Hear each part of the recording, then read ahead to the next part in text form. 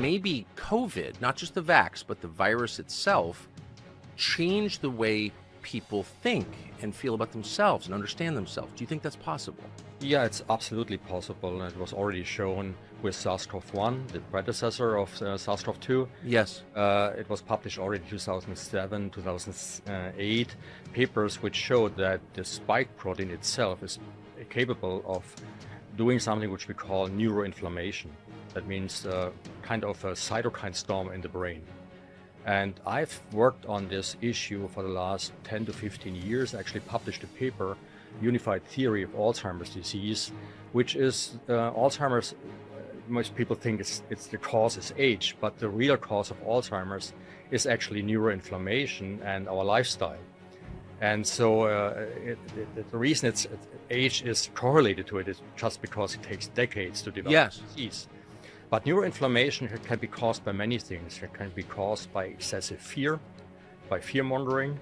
Neuroinflammation can be caused by bacteria, by viruses, by infection, chronic infections. Yes. So it was shown that in order that the hippocampus, it's our autobiographical memory center, which is the center where Alzheimer's starts, needs to be functional, something which we call adult hippocampal neurogenesis, permanent production of new nerve cells, which have many, many functions we need to talk about. They are essentially our mental immune system. And if this production is essentially shut down, then our mental immune system breaks down and we are free for everything. I mean, we can be conquered and we would even accept it. And so I was working on this mental immune system and so you're describing a physical, it's physical. Exactly, it's physical. This is not emotional. This is not the propaganda. You're saying that the way that your brain functions as a physical matter can be changed to make you more controllable. Emotions essentially change the way the brain works, and strong emotions, fear, for example, particularly in a situation where your mental immune system is down, meaning that your psychological resilience is down, it leads to a very strong effect in the brain, kind of a neurotoxic effect, leakage of molecules out of the neurons, which are recognized by immune cells in the brain. And this recognition leads to an activation of an immune response, a very strong immune response, activating cytokines, pro-inflammatory cytokines, and they attack the hippocampus, our autobiographical memory center, shutting down essentially many, many functions like, for example, curiosity, like, for example, psychological resilience. It drops, meaning that everything that happens leads to an increased rate of depression. And it shuts down, which I've shown recently and which I've put in my book, it shuts down our ability to think. You're describing what we're seeing all around us. I have to say, this proves nothing, but I thought it was interesting. I got COVID a couple of years ago, and not the worst sickness I've ever had, but it had the most profound emotional effect for a couple of days. I've never feel depressed. I've never felt that depressed as I did when I had it. I felt defeated. I didn't expect that. I've never heard anybody say that that was a side effect of COVID. Is it? It is, yeah.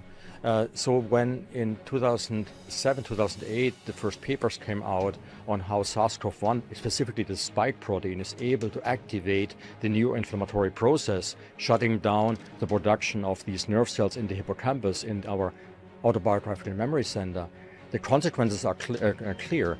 In the short term, you are prone to depression. In the long term, you're actually prone to Alzheimer's if you don't change the course of events. Of course, in that time, the spike protein was not, I think, able to actually enter the brain, and they changed that. When the Nobel Prize was given in 2023 to this mRNA program bringing the spike protein into humans by genetic engineering, the two researchers who got the Nobel Prize actually said in an interview, well, we came up with this idea 15 years ago.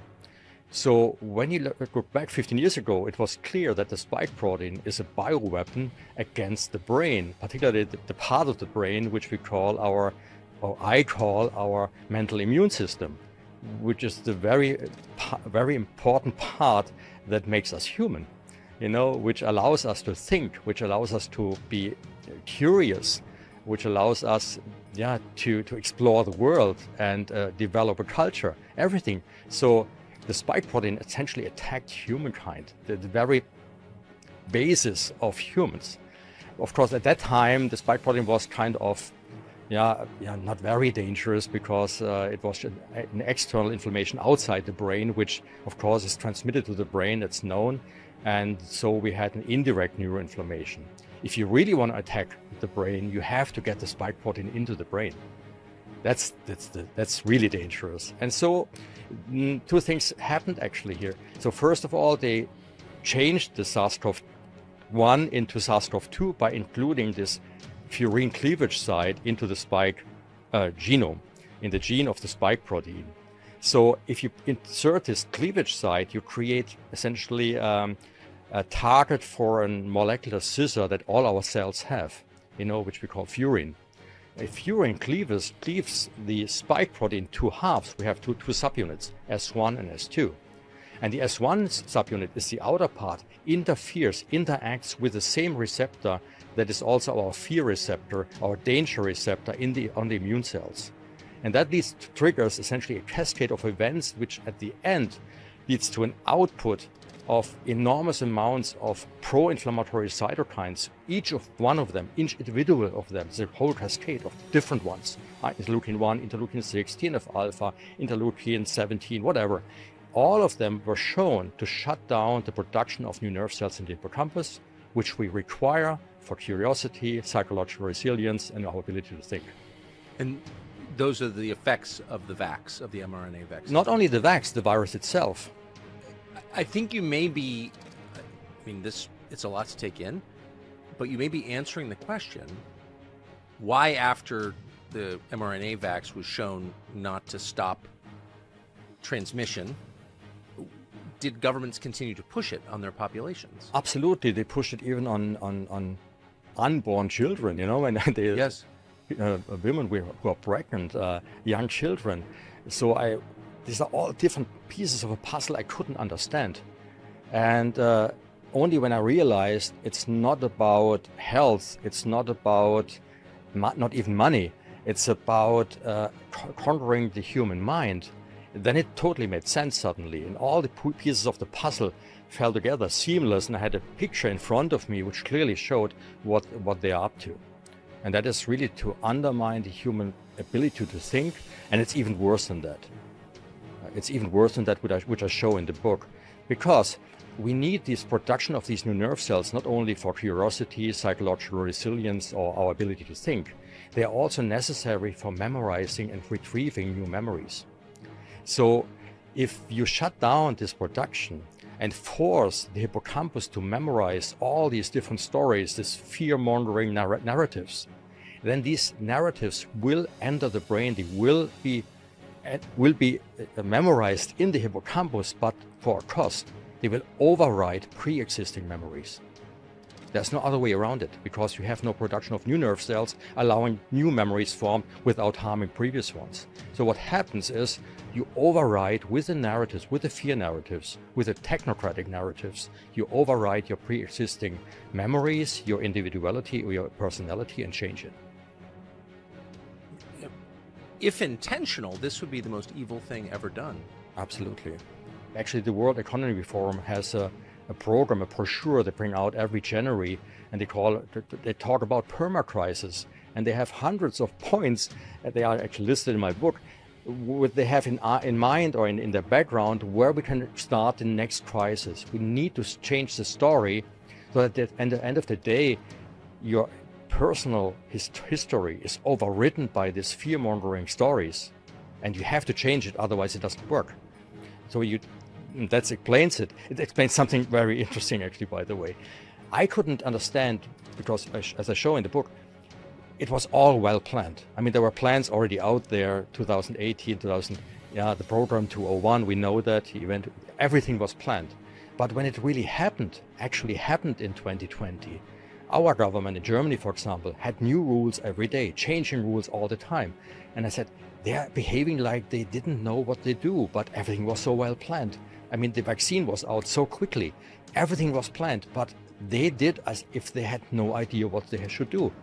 But in reality, if you look from the point of view of the hippocampus of your autobiographical memory, this changing of rules is part of the plan. It has to be part of the plan, because changing the rules mean you have to memorize every day new rules, and they override your memory center. And that's So you, after a while, can't remember what life was like before the rules. Exactly. You see, if you want to install, and this is all about installing a new operating system, if that's the plan, and you alluded to it, and I'm pretty sure everybody who reads Schwab's book knows what's going on and what they are intending, then it's clear you have to create a situation where there's no other fence anymore. There's no fence where you can see the grass is green on the other side. Look at other dictatorships, fascism in Germany, Stalinism, whatever. Yes. There was always a fence, a border where it was different on the other side. But we have to think here global. If everybody is attacked, then there is no border, there is no other side, there's no way, no place you can hide, no place you can go. But there's another border in your brain, the brain of history. You know it was different in the past. But once you start overriding the past, then even this border is gone. There is no way there's no refuge anymore. Nothing you can go back to and think about, okay, it was different in the former times. We have to get back to that place, to this time. We have to change something. Yes. And the ability to change something comes with individuality. Creativity, individuality are closely linked. But what's happening here is we destroy individuality. That means we destroy the creative power of humanity. And then we just follow the rules. At the moment, we have a society based on the depression rates, on the Alzheimer's rates, from everything that we know of, all the parameters, that our society is not mentally healthy. And this is what my book is all about, to change the world into a society that has more mental health, that something what we call democracy is actually possible. I mean, democracy means the individual has the power to decide. But if our individuality, our mental immune system is destroyed, we either not decide because we are fearful, or we don't allow ourselves an opinion because we fear the consequences. Many people suffer from is what we call brain fog, the consequences of the jab or of the infection, which we call also post-vac or long COVID. And what I show is that this neuroinflammatory insult on the brain caused by the spike protein leading to a cascade of events in the cell, in these immune cells which are in our brain. In this cascade, which leads to the production of these pro-inflammatory cytokines, is a molecule which we call GSK3 beta. But GSK3 beta is just a molecule, a signal transducer. And the natural inhibitor of the signal transducer is lithium. And it was shown that lithium at very low doses, not the doses you use for bipolar disorder or manic depression, doses which are 100-fold lower, 100-fold, like 1 milligram or so, maybe maximum 5 milligram, is sufficient to block, it's a natural inhibitor, to block this cascade, to get rid of the neuroinflammatory response. So in my paper of 2016, Unified Theory of Alzheimer's Disease, I show that lithium as a single molecule can actually stop the progression of Alzheimer's. And at the moment, about 20%, I guess, or maybe even 25 to 30% of the people worldwide realized, 20% realized it very early, 25 to 30% realize it meanwhile, in total, I guess, what's going on. And what I argue is if each one of them makes it possible to convince somebody else about what's going on, then we are 50 to 60%. We are a majority again. And as I alluded to already, the people who are not really clear what's going on and don't want to know what's going on, they still follow the mass. And if the mass is 50 to 60% people who can think, if we can convince them that there's another majority somewhere else, a majority of people who want a humane future for our children, then we all will prevail, I'm 100% sure.